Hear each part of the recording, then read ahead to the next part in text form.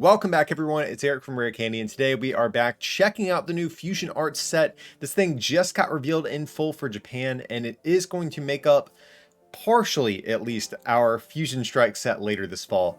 So we have 100 new cards, and the big thing about the set is that it's introducing a new battle style into the mix. So, of course, we have Rapid Strike Pokemon, Single Strike Pokemon, and now we're going to be getting Fusion Strike cards as well, which I think is going to be a pretty cool shakeup for the game here.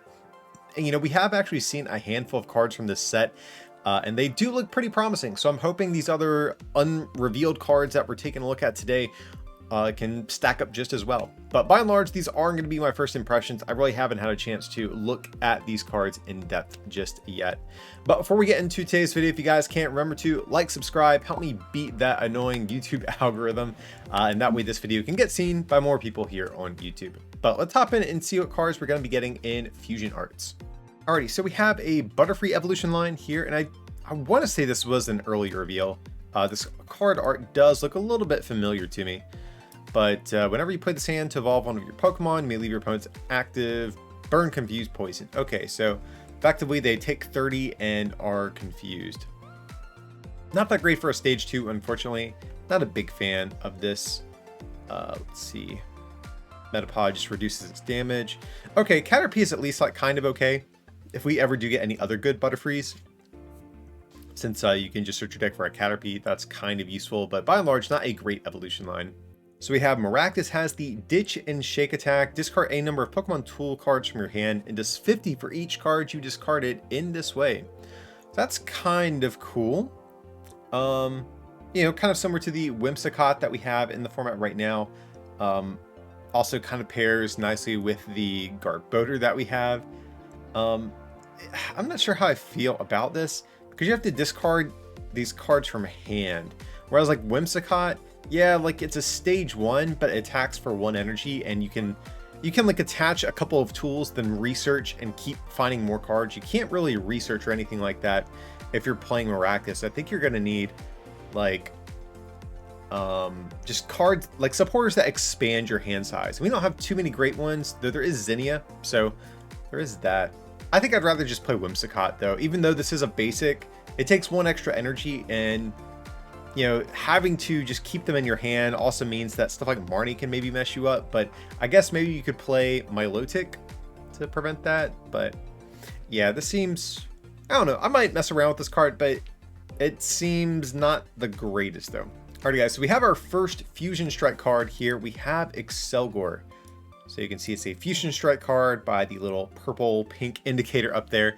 But let's take a look at this. Shelmet doesn't look too great, but Excelgor here, 1 attack for a grass, 2 colorless, does 120. If this Pokemon was on the bench and became your active this turn, okay, you can attack for 1 grass. Okay, that's not horrible.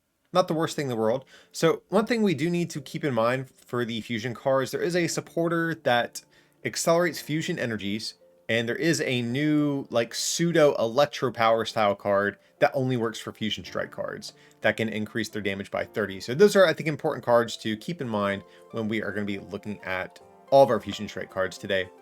But this is okay.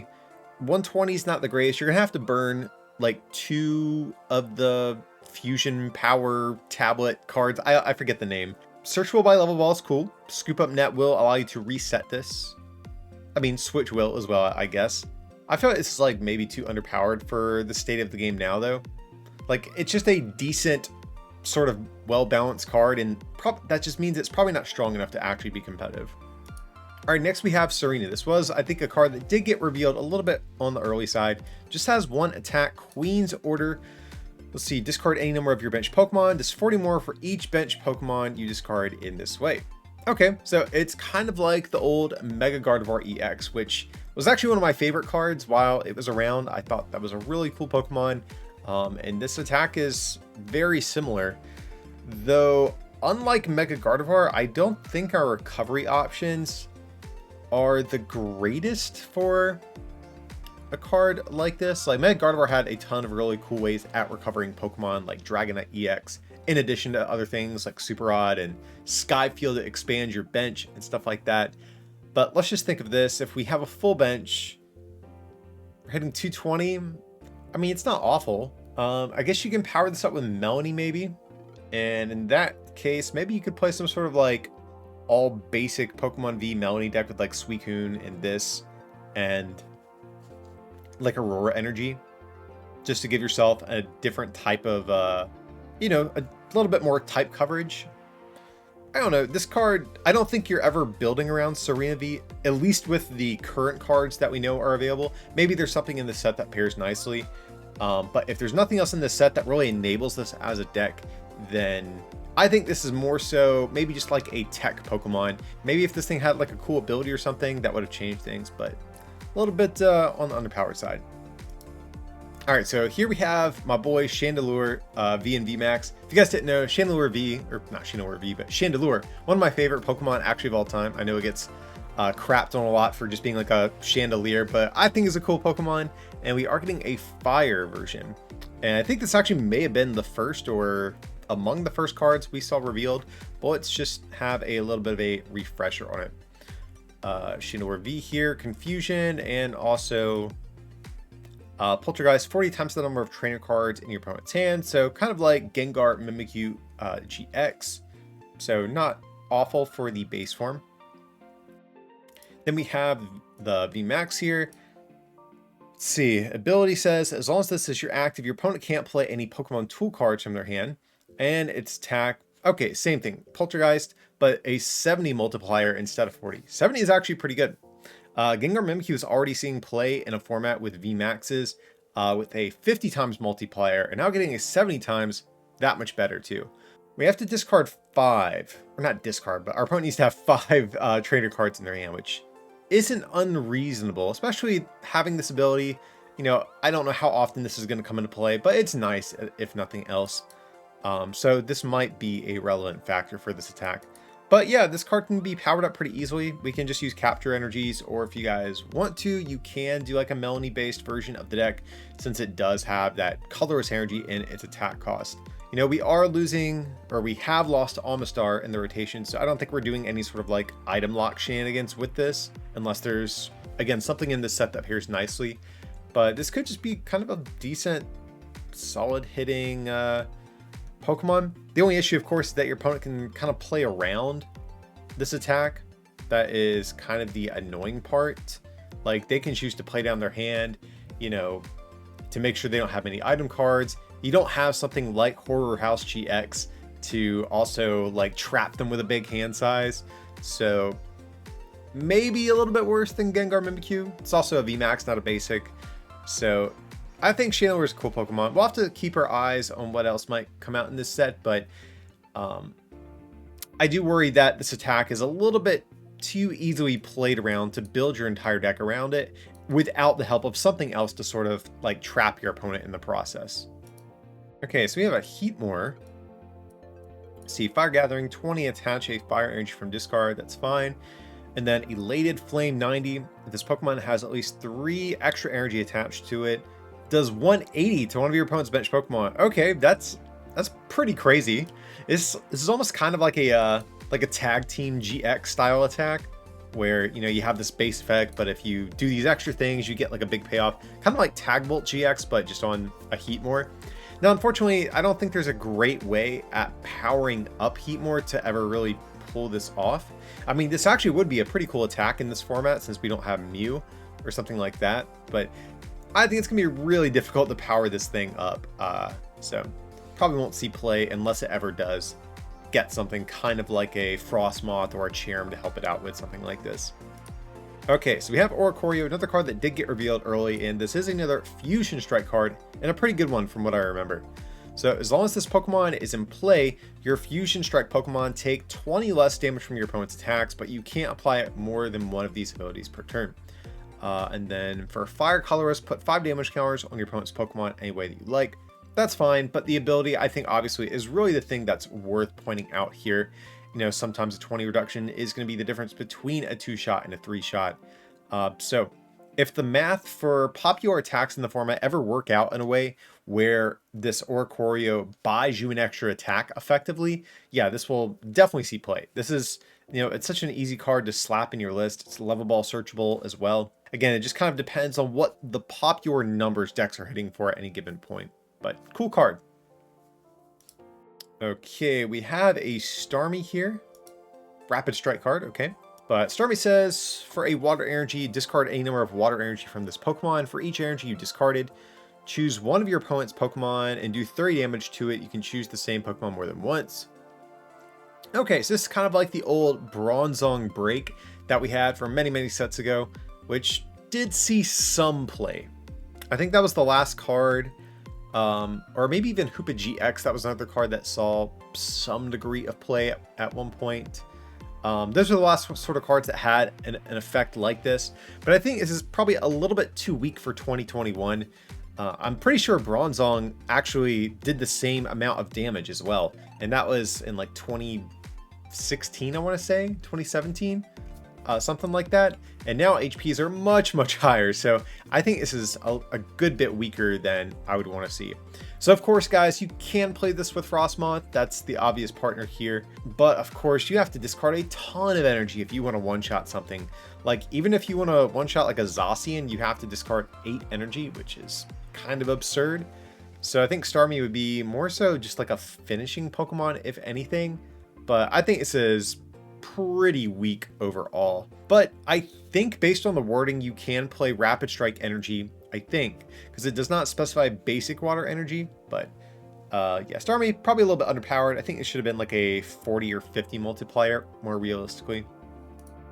Okay, it looks like we have a new Feraligatr. I think I do remember this card being really bad, but let's have a little bit of a refresher. And side note, when was the last good Feraligatr we had? Was it? It literally might have been Feraligatr Prime, and even that card wasn't like tier 1 or anything, if I remember right. So it's been a minute. But let's see this one. Has the ability Berserk. Whenever you play this from hand to follow up with your Pokemon, flip a coin of heads, discard the top 5 cards of your opponent's deck. If tails, discard the top 5 cards of your deck. Yeah, it's pretty bad. So this is basically the ability, or I'm sorry, the attack that's on Toxtricity, which, side note, I love that card. I think it is really sick. But unfortunately, Toxtricity has the added ability to be able to play Glimwood Tangle to reflip if you don't like the effects. Whereas Feraligatr is just like, sucks to suck, you're discarding the top 5 cards of your deck.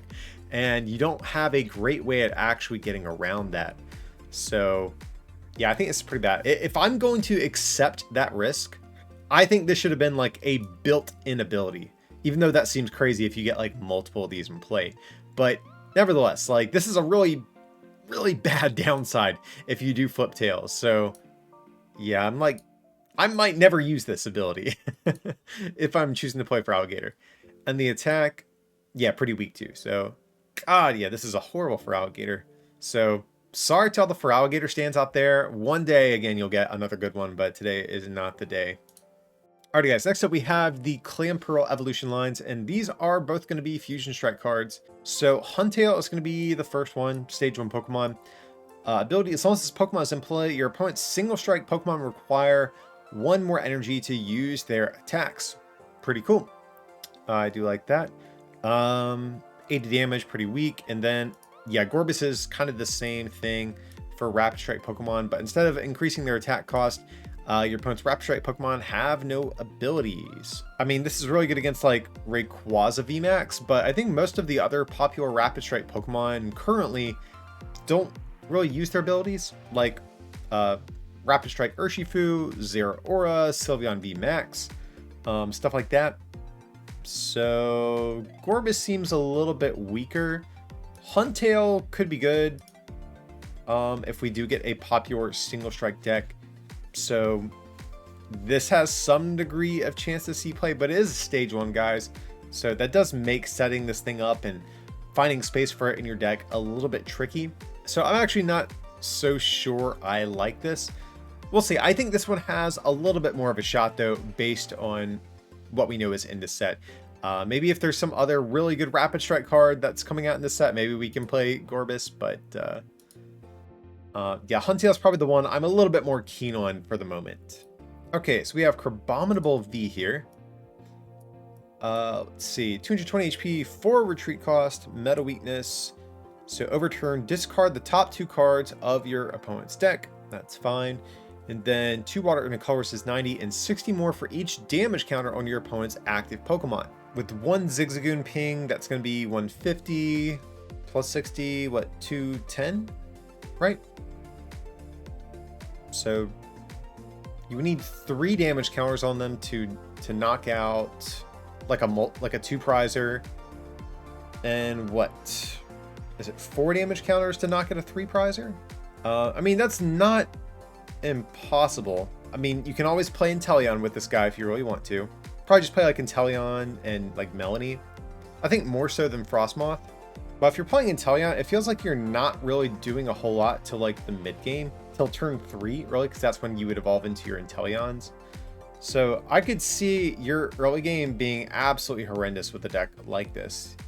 You would almost need to sort of hide on the bench and, you know, sort of try to prevent your opponent from one-shotting these things until you get your Inteleons up. But I don't know, or maybe you don't play Inteleon. Maybe you play stuff like Flapple instead, since that is a little bit quicker at getting damage on the board. That's another way you can, you know, keep reusing damage over and over like Inteleon does. But of course, the issue with Flapple, you do have to find it every turn since it goes back into your deck.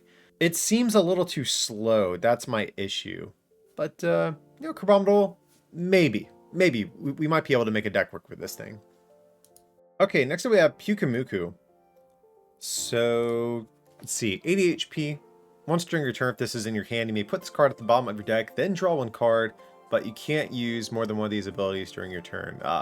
That last part really makes me sour on this card a little bit.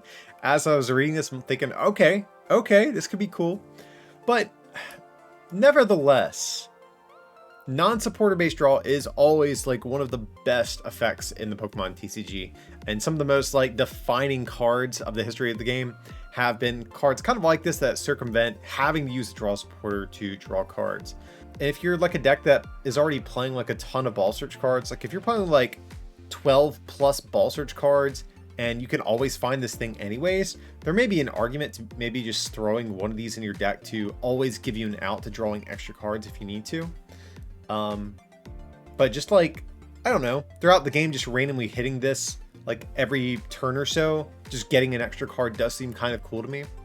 I mean, I guess if you're playing a deck like Altaria or something like that, or I'm sorry, a deck that uses Altaria, this makes sense in something like that maybe, because you can put a supporter on top of your deck, then use this to draw it. I don't know. I kind of like Pyukumuku though. I'm sorry guys, I don't have like the most broken game-breaking combo with this thing off the top of my head here, but I kind of like Pyukumuku. I think this might warrant some experimentation.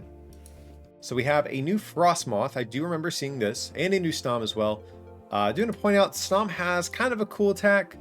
Search your deck for 2 water energies, put them in your hand, but 40 HP means this is pretty awful because Inteleon can so easily pick this thing off of your field. Frostmoth, a little bit more interesting. 90 HP. First attack, put your opponent to sleep, and then for 2 watercolors, does 160, you put all energy attached to this Pokemon back into your hand. So in theory, you could run this as some sort of Decidueye counter for your Frostmoth decks, like, or even like a Zamazenta counter of sorts if your partner for Frostmoth is going to be a VMAX. And I do like the fact that it puts the energy back into your hand, because if you're playing this Frostmoth, guys, you're obviously playing the other one as well. So yeah, that's like the sort of practical application for this thing. If such a situation exists for Frostmoth decks, then yeah, sure, play this thing. But Frostmoth decks really haven't been too competitive as of late, so I'm not sure how soon you're actually going to see this thing pop up. But it's nice at giving Frostmoth at least another option to deal with some of those pesky wall Pokemon out there. Okay, we have Heliolisk. Oh man, I absolutely love this artwork on Helioptile. He's like a little solar he almost looks like a little solar panel out in the desert there. I don't know like the lore behind Helioptile. Like, I don't know what he's doing here when he's like activated like this, but he just kind of looks like a little solar panel. Looks cool. He's cute. Heliolisk, let's see this guy. 60, 20 your opponent's bench Pokemon. Absolutely awful. I don't know why Heliolisk always gets like really awful cards. I don't think this guy is, you know, I think he's kind of a cool Pokemon, and they just refuse to give him good cards. All right, so we have Vikavolt. Let's see. Discard 2 lightning energy from this Pokemon and do 200 to one of your opponent's Pokemon. So this is not that good for a few reasons. You know, 200, while it seems like a lot of damage, you can't one-shot even 2 prize Pokemon like Gyrosean V. So you're a stage 2, you have a 4 energy attack cost, and you have to 2-shot literally every attacker in the game. There's literally nothing you one-shot aside from other single prize decks. I don't see the reason to play this. Like, yes, you can use Flaffy at recharging this, but we did lose the good Charge-a-Bug back from Unbroken Bonds, and so you're not even gonna be able to like early power this guy up effectively either. Because even with Flaffy, you need what, 3 Flaffies in play? Plus your attachment per turn every time you want to attack. Seems bad, guys. There's way easier ways at 2-shotting stuff. Alright, so we have a new Bolton V and VMAX. Let's check out the new Bolton. The old one from Rebel Clash is really good, so this one definitely has some stiff competition. Smash turn 30, switch this to one of your bench Pokemon. And 120 does 30 to one of your opponent's bench Pokemon. Let's check out the VMAX, because at a glance, I think I'd rather just play the old Bolton. Alright, so we have Lightning Storm, 30 plus 30 more for each lightning energy attached to all of your Pokemon. Okay. And then Max Bolt 240, this Pokemon can't use, or 230, I'm sorry, Pokebeach has a typo there. And then this Pokemon can't use that attack during your next turn. So yeah, guys, I mean, there's no reason not to play the old Bolton. It has a lot more synergy with this guy. Now, what is kind of annoying is that this attack is almost the same as the regular Bolton V. Like, the regular Bolton's 10 plus 30, if I remember right. And this is, it's basically the same attack, but 20 more base damage, but you need an extra energy. That almost doesn't seem like worth the effort of evolving into this guy. I mean, I guess it gives you more HP. That's like the one good thing. But I guess if you're going to play these, you just play Flaffies and Boltons and EXP shares, Speed Lightning, maybe even Turbo Patch. I don't know. But yeah, that's the deck kind of builds itself if you are going to try to play this thing. So yeah, Fighting Weakness, obviously going to be an issue. But by the time this comes out, maybe that will switch up a little bit. For the moment, this thing seems kind of okay. I really wish this base damage would have been a little bit higher, guys, or its multiplier been a little bit better. I think I'm fine with the 30 multiplier, but I kind of wish this was like 60 plus. I think that would have been a little bit more in the range I'm looking for. But yeah, Bolton, not the worst card we've seen so far. Okay, next up we have Toxtricity, and I do remember this evolution line because we have the adorable Emperor Palpatine Toxel over here. This guy looks so sick. But let's check out Toxtricity. I remember it had a cool ability when it was first revealed. Let's see, this ability only works if all of your Pokemon play are fusion, but then as long as this Pokemon is in play, yeah, the HP of your opponent's VMAX is 30 less. And this does stack, so that's kind of cool. If you have, let's say, 3 of these guys in play, that's a minus 90. And I think at that point, or even a minus 60 reduction, I think it is a lot of the time going to put your opponent's VMAXs in one-shot range. Because a lot of the times, well, we'll have to check what the damage of our other fusion Pokemon are going to look like, but a lot of the times the attacks with VMAXs typically cap out around 270-ish, you know, somewhere in that ballpark. And most VMAXs have 320, 330 HP. So if you do have 2 of these in play, that does put your opponent's VMAXs more than likely in one-shot range. So this could be a card to keep an eye out for. But again, this is kind of contingent on how strong our fusion Pokemon are going to be. But seems like a card that could be worth trying out. So next up, it looks like we have Mew V and VMAX, which look to be some of the bigger mascot Pokemon from the set. So let's check them out. They, of course, are, you know, sort of the poster children for Fusion Strike cards or Fusion Strike Pokemon. So I'm hoping these are pretty good. But Mew V for a Psychic Energy. Search your deck for an energy, attach it to one of your fusion Pokemon, then shuffle your deck. Not awful. And then 70, you may shuffle this Pokemon, all cards attached to it into your deck. So the second attack doesn't seem too great, but I do like the first attack. But there is a lot of the time you are just going to get one shot. But if you're not in danger of a one shot, then this is a solid attack to lead the game with. But Mew does have a 0 retreat cost, which is really good because if you are worried about getting one shot, if it's like your first turn going second, you can just safely retreat out of harm's way. So not an awful pre-evolution. And of course we have Mew VMAX over here. Has the cross fusion attack. Yeah, this is the big one that I do remember. So you choose an attack on one of your bench fusion Pokemon and use it as this attack. So this is pretty cool because obviously you can just use the attack. You don't actually have to have the attack cost. You just perform the attack as is. So this, I think Mew is only going to get better as we get more and more fusion Pokemon. And we'll have to keep our eyes peeled for whatever fusion Pokemon come out in this set. Because if we do get some maybe that have like a big like 4 attack cost or something like that, well, guess what? We can just bench those and allow our Mew VMAX to copy those. So this seems like it has, you know, a pretty high ceiling in terms of its potential as an attack. But it has its own unique attack as well for 2 psychic does 130, and damage from this is not affected by any effects on your opponent's active Pokemon. And this attack really breaks my heart, to be honest, guys. Like there's already a lot of ways to counter stuff like the Decidueye, and this sort of, by printing more and more of these cards, it makes these sort of stage 2 and stage 1 Pokemon like Altaria as well be less viable. And I really want single prize Pokemon to be able to be more playable. So it kind of breaks my heart to see this attack here. Being Psychic type, also really good. And the Zero Retreat carries over from the Mew V as well. So card seems pretty good, but we're going to have to wait and see what else is in this set to see how good this attack truly is. Okay, so we have Gramble, and I do remember this card. This card got me a little bit excited.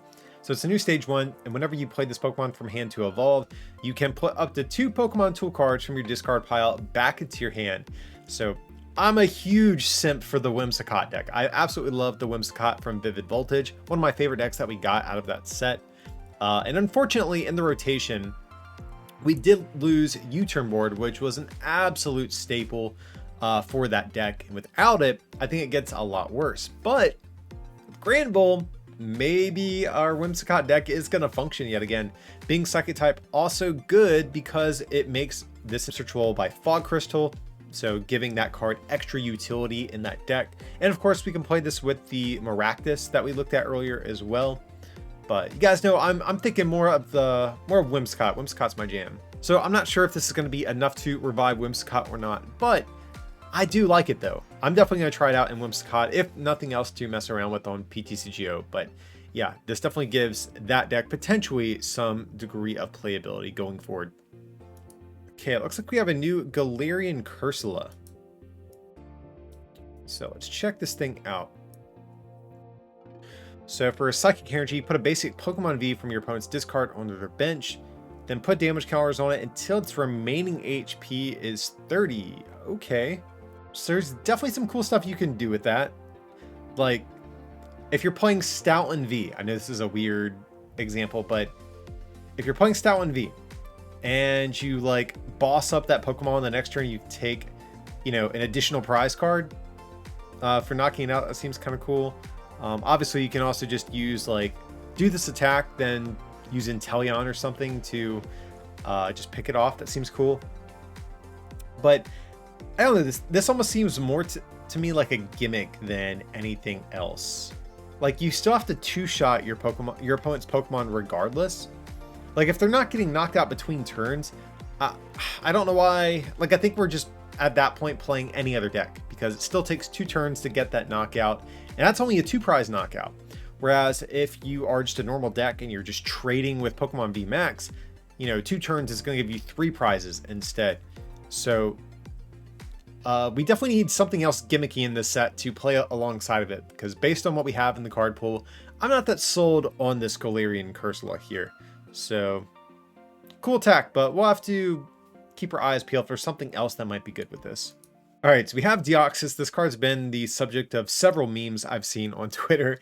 But Deoxys is kind of cool because it's literally every battle style. It's a Rapid Strike, Single Strike, and Fusion Strike card, which is pretty wild. Yeah, just 1 attack here, 80. And if this Pokemon has Fusion Energy attached, does 80 more. Fusion Energy, just for reference, it's just kind of like Impact and Spiral Energy for Fusion Pokemon. And I'll say this, the one thing this card could be good with is actually all of the different battle style tool cards, because now this guy can use any of them, which is pretty insane. Even though he only has the 1 basic attack, there is some flexibility to play some of those other tool cards with this guy as well. So if you're playing Houndoom, And 2 of your energies are single strike energies. That's what, 160, 180, 200. And then with power tablets, you can buff that damage up even more from there. So that's kind of cool. I worry this card might be a bit of a gimmick though, because I think you have to like build around this thing. Because if you're playing Houndoom, you can't really play. I mean, I guess you could play other single strike backup attackers. Like, I don't think you could tech Deoxys into your existing single rapid strike decks. I think you're going to have to tech other rapid strike or single strike Pokemon into your Deoxys deck, if that makes any sense, because of its requirement to have fusion energy attached. But this is definitely a flexible card. I'm curious to see if anyone can break this thing and come up with some really crazy combos with this. But if nothing else, it is kind of a funny meme having the 3 battle styles. All right, so we have a Fusion Strike Meloetta here. 70 for every fusion energy attached to your Pokemon. Okay, so you cap out at 280. Not awful for just being a single prize Pokemon, but you do have to chain these Meloettas. Ooh, and actually, with power tablets, that can actually get you up to a one-shot on VMAXs. Now, again, that does require you not prizing any fusion energy and none of them being discarded or anything like that. So I'm not sure how often you're going to be able to pull off a one-shot, but this does seem like a cool attack. I almost feel like you're going to have to put Fusion Strike energy on other Pokemon while you're attacking with your Meloetta or your Mew VMAX if you want to play it in that. Because you basically never want your Pokemon with fusion energy to be attacking. You want to keep them safe on the bench. That way you can keep those energies in play. This could be maybe a decent one of in your Fusion Strike decks. Attack is definitely cool, has potential. All right, next up we got my boy Dragapult. I do remember this card. This was another early reveal, and I really did like this thing. So stage 2 Pokemon, of course, and it has the Fusion Assault attack. Does 30 times the amount of fusion Pokemon you have in play. So if you have an entire field full of Fusion Strike cards, then you cap out, what, 180? And that doesn't seem like a whole lot, but 180 is actually a really good number. You can 2-shot anything in the format, and with power tablets, you can creep that damage up to even 1-shot the 2-prize Pokemon out there as well. And that's really what I'm looking for out of these sorts of single prize cards. You need to be able to, of course, deal with single prize Pokemon, 1-shot 2-prize Pokemon, and then at the least 2-shot 3-prizers. And Dragapult does that for a single attachment. You can also use Horror Psychic Energy with this guy as well. So yeah, I'm kind of a fan of my boy Dragapult here. I do like this card.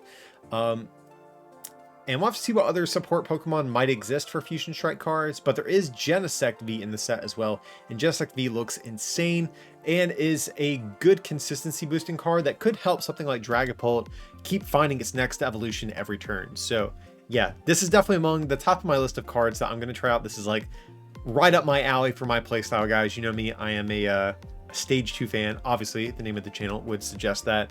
But yeah, Dragapult's cool. Second attack, pretty worthless. First attack is pretty solid though. Alrighty, we have a new Golem. I feel like Golem's another one of those Pokemon that's like, it's been around forever, but it like never gets good cards. I really don't know the last time Golem was good. Like, has Golem ever been good? I really can't think of one. Maybe there's one I'm forgetting about, but maybe this one will finally change things. So 180 HP, that is pretty solid.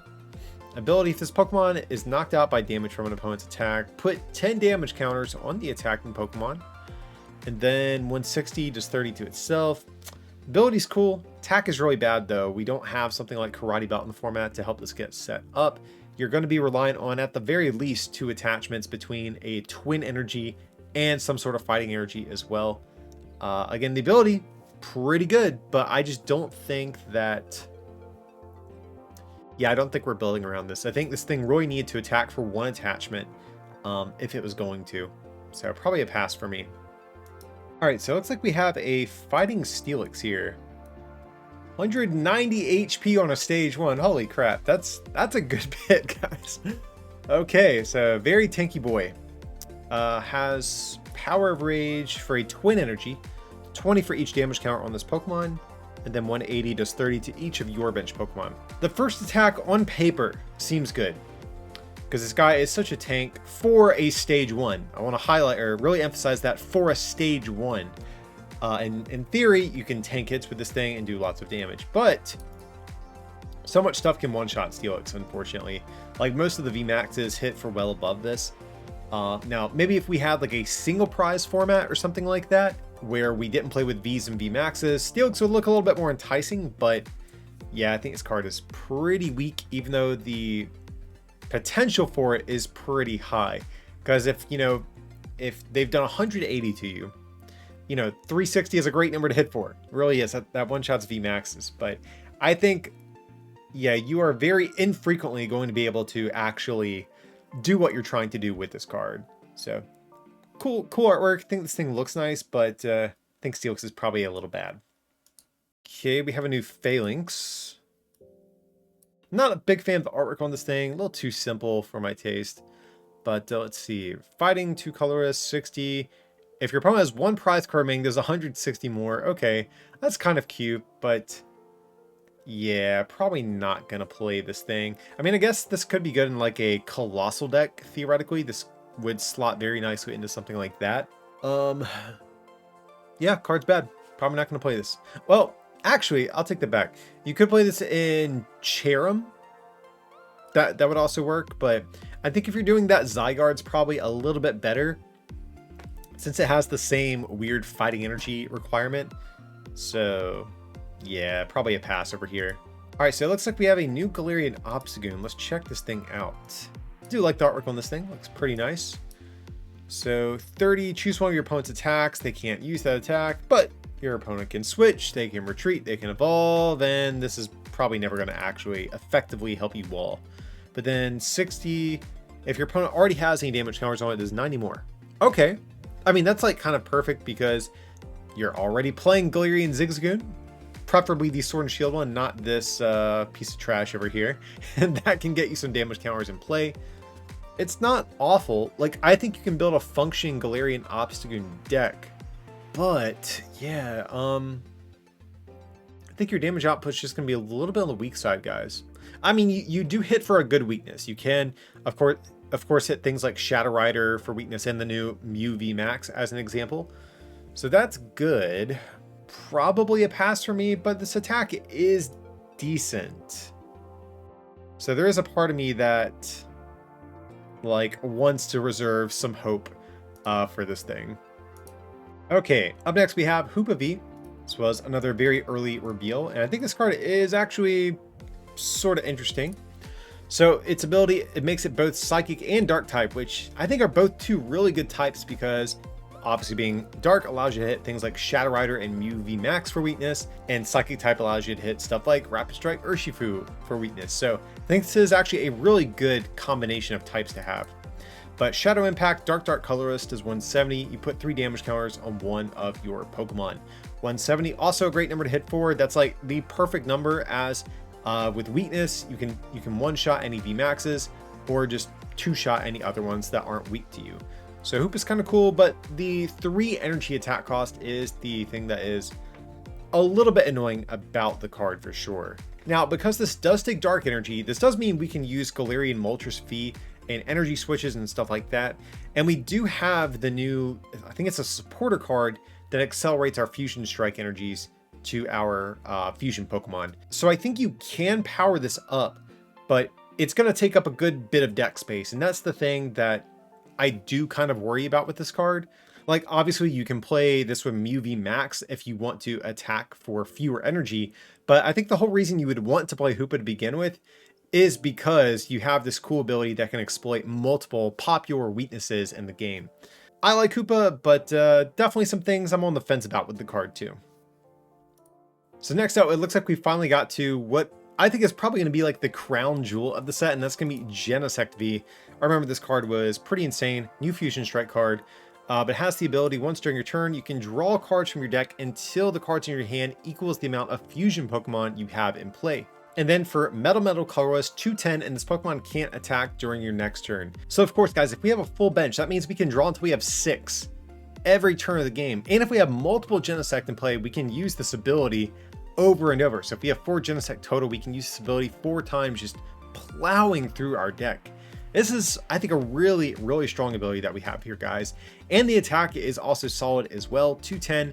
might seem like kind of an awkward number at a glance, but you do have to remember we have the new power tablets to be able to hit for more damage with our Fusion Strike cards. And this thing can use Metal Saucer on top of that. So this might be a little controversial to say, but I think Genesect might even end up rivaling Zacian V as one of the top 2 prize Pokemon that are going to be in the game. This is a very, very strong card. And Mew VMAX, of course, can also copy this attack for 1 energy less, so that's good as well. But between power tablets, the supporter we have that can accelerate fusion energy, Metal Saucer, and this ability being able to use it up to 4 times in a turn, yeah, this is an insane card. This gives our fusion decks an engine right off the bat here.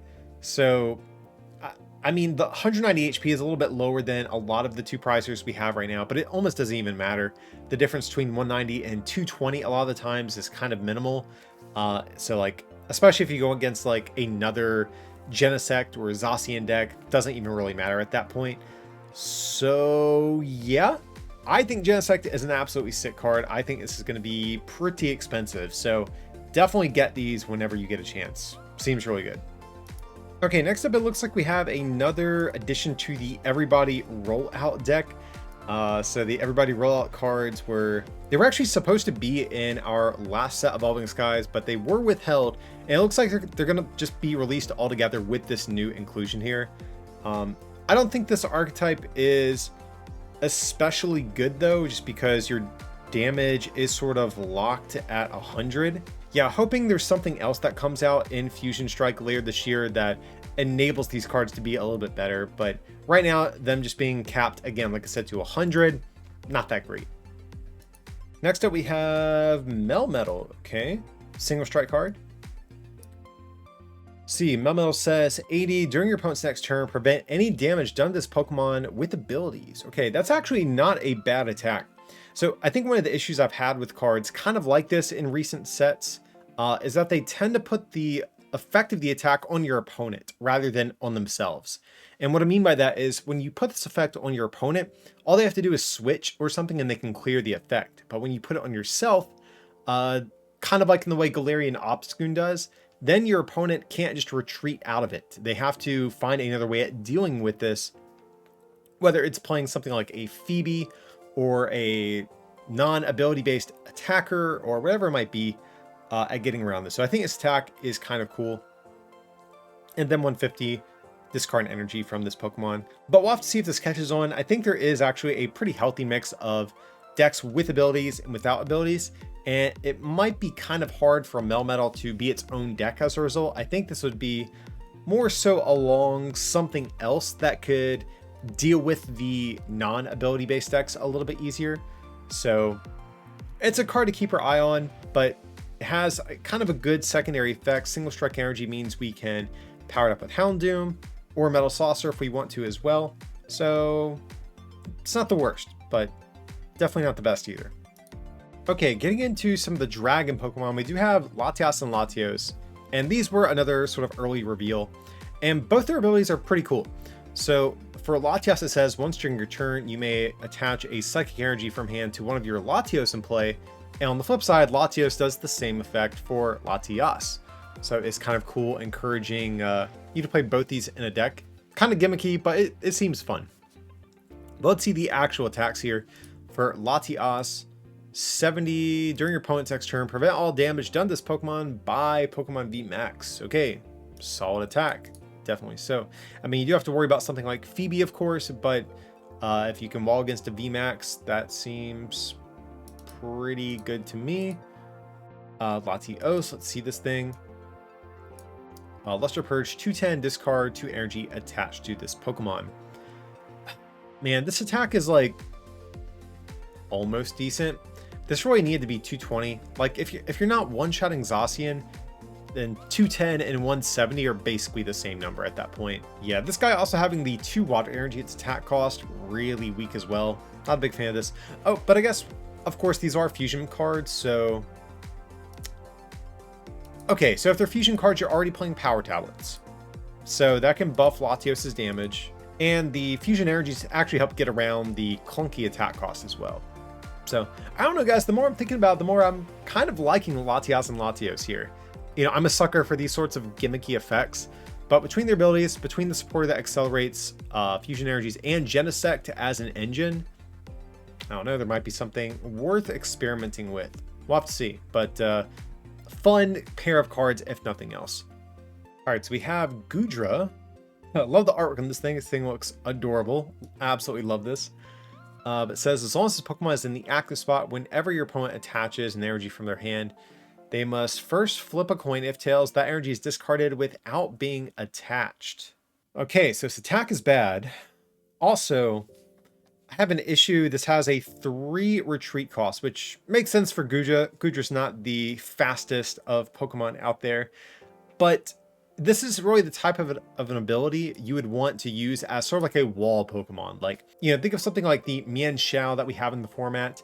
This would be the type of effect you would want to put into the active spot after you've used those sorts of hit and run style attacks. But because it has a 3 retreat cost, that means we're really not going to be able to, because Air Balloon is only going to reduce 2 of those energies. So if we want to use Goodra, it almost feels like we have to play this as like our main attacker, and that feels kind of bad. But I mean, this ability is pretty decent. I mean, it is a coin flip on a stage 2, but the good thing is it is a persistent ability. It's not just like one of these abilities that activate only whenever you bench it or something like, or I'm sorry, whenever you evolve into it. So it has that going for you. So I guess you're just trying to play Goodra, a bunch of stuff like Rugged Helmet, Crushing Hammers, all that stuff, and just try to slowly whittle down your opponent's HP while you are disrupting them with this ability. Now, of course, they can play things like Escape Rope and Boss's Orders to get around this, but it's a decent ability, but it's on a stage 2 with a bad attack, so we'll see. I don't think it's a particularly great Goodra, though, unfortunately, though.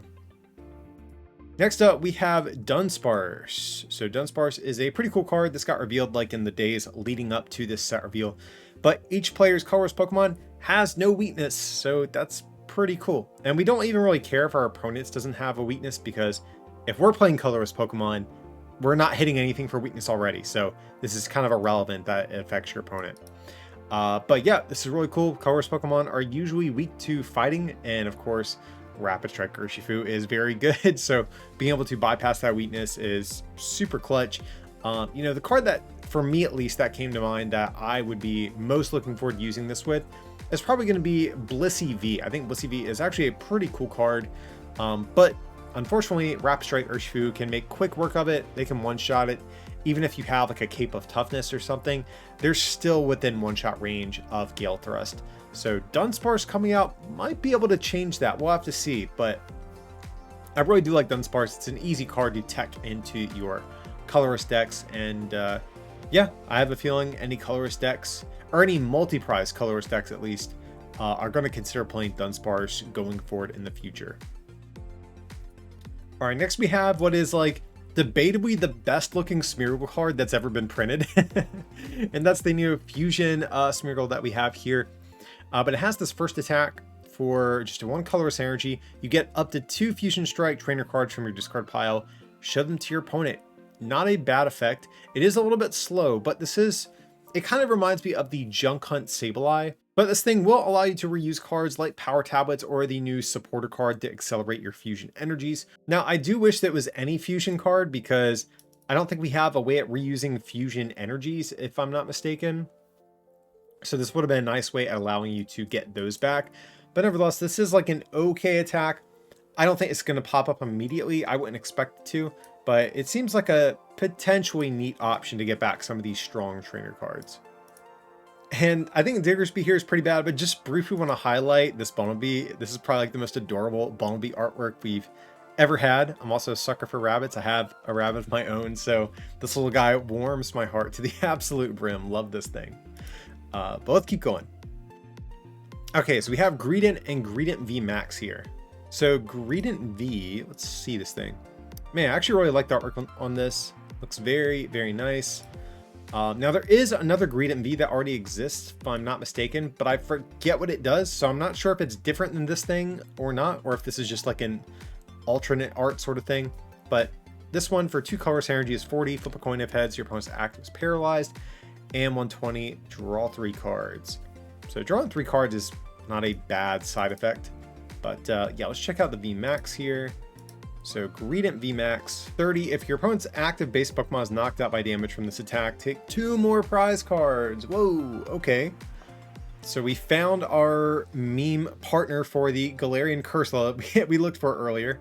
And this makes somewhat of a convincing argument. So like I said, the issue with Cursola is that you're still like two-shotting things when you think about it, because you have to bring their Pokemon V out of the discard, and then you still have to chase it down and knock it out on the next turn.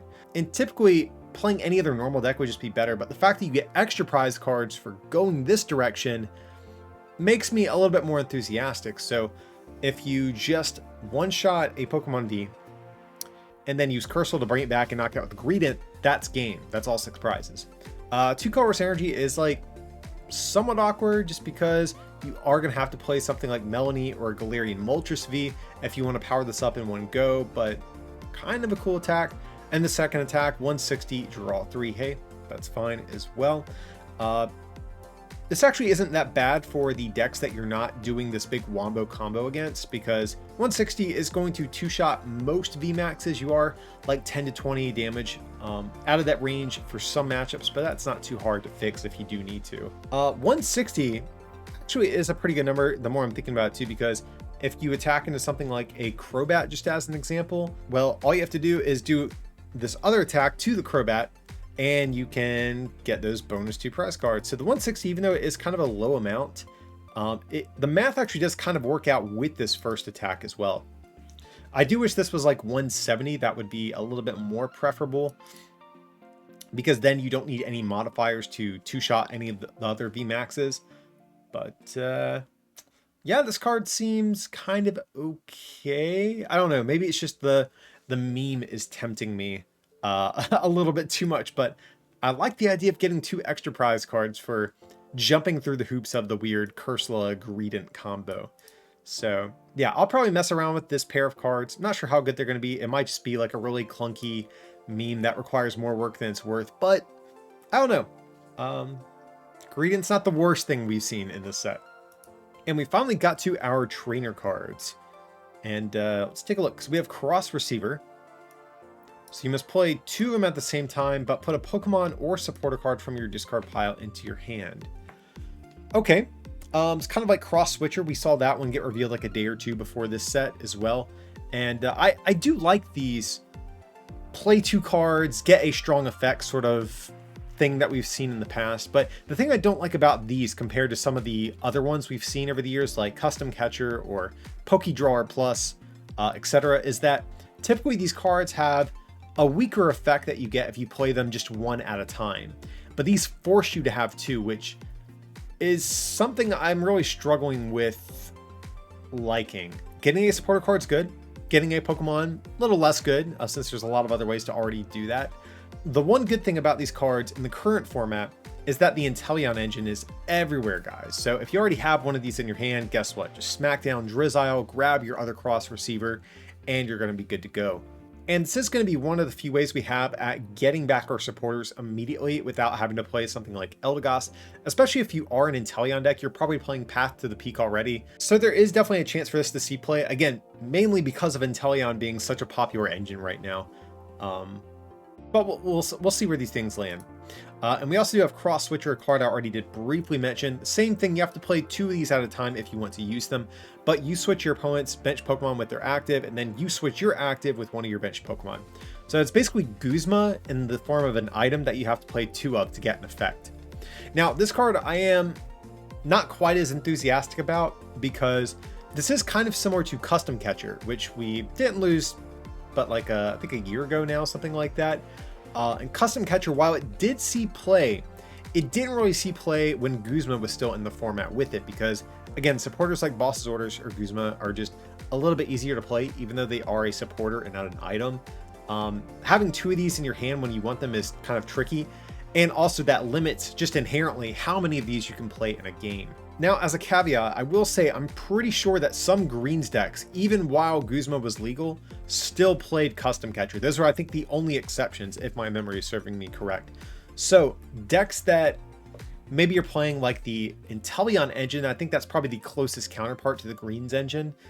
that are also playing something like Melanie a lot of the time might want to play something like this, because a big challenge for decks that play Melanie is that they can't actually play Melanie and boss in the same turn, and this gives those decks a potential out to doing so.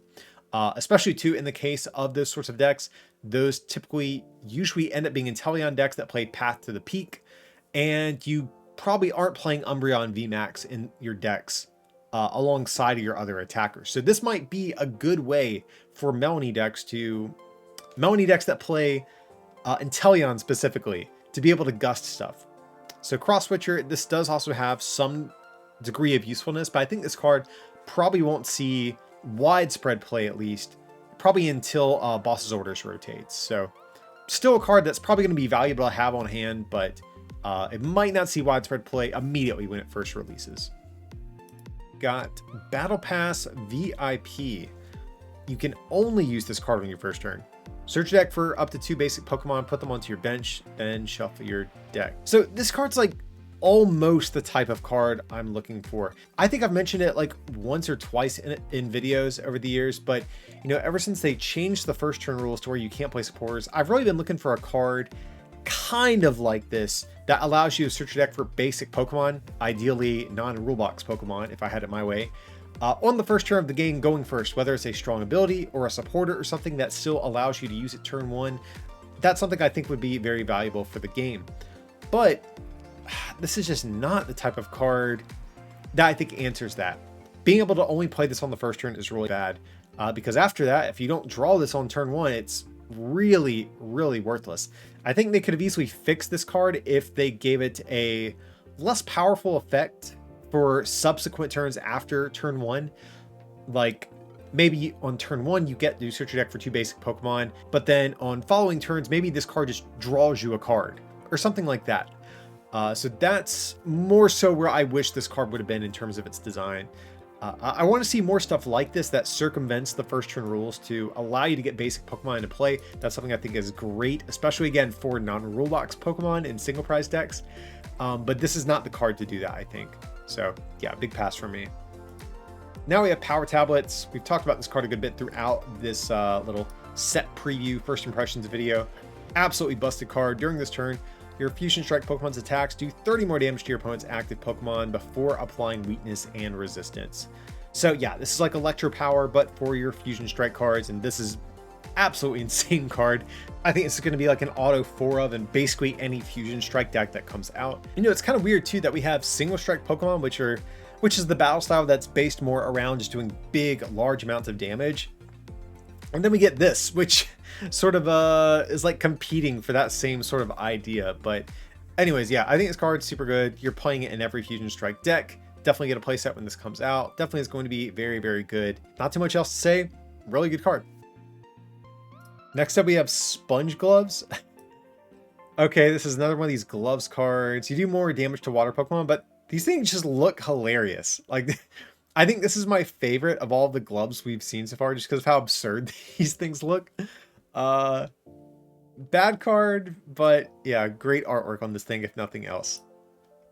So we have Grand Bell of Remembrance. Very pretentious card title that we have here. So it's a tool. It says the VMAX this Pokemon is attached to is knocked out by damage. Search your deck for a card, put it into your hand. Okay. It's kind of like Lucky Egg in that regard.